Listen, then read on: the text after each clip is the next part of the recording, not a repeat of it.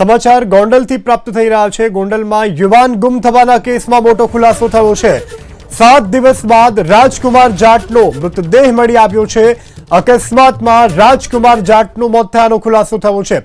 4 માર્ચે રાત્રે 3 વાગ્યે આસપાસ અકસ્માત થયું હતું, જે અકસ્માતમાં મોત થયાનો દાવો છે। અજાણ્યા વાહન ચાલકની ટક્કરે મોત થયાનો ખુલાસો થયો છે।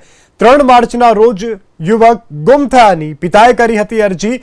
રોડ અકસ્માતમાં મોતની ઘટનાના 4 દિવસ બાદ મૃતદેહની ઓળખ થઈ છે। તો અજાણ્યા વાહનની ટક્કરે મોત થયાનો ખુલાસો થયો છે। છેલ્લા ઘણા દિવસથી ગુમ હતો આ યુવક। આખરે આ યુવકનું અકસ્માતમાં મૃત્યુ થયા હોવાનું તપાસમાં સામે આવ્યું છે। તો યુવક ગુમ થયાની ફરિયાદ પણ નોંધાઈ હતી। રોડ અકસ્માતમાં મોતની ઘટનાના 4 દિવસ બાદ મૃતદેહની ઓળખ થઈ છે।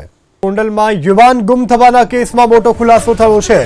7 દિવસ બાદ રાજકુમાર જાટનો મૃતદેહ મળી આવ્યો છે। અકસ્માતમાં રાજકુમાર જાટનું મોત થયાનો ખુલાસો થયો છે। 4 માર્ચે રાત્રે 3 વાગ્યે આસપાસ અકસ્માત થયું હતું, જે અકસ્માતમાં મોત થયાનો દાવો છે। અજાણ્યા વાહન ચાલકની ટક્કરે મોત થયાનો ખુલાસો થયો છે। 3 માર્ચના રોજ યુવક ગુમ થયાની પિતાએ કરી હતી અરજી। રોડ અકસ્માતમાં મોતની ઘટનાના 4 દિવસ બાદ મૃતદેહની ઓળખ થઈ છે। તો અજાણ્યા વાહનની ટક્કરે મોત થયાનો ખુલાસો થયો છે। છેલ્લા ઘણા દિવસથી ગુમ હતો આ યુવક।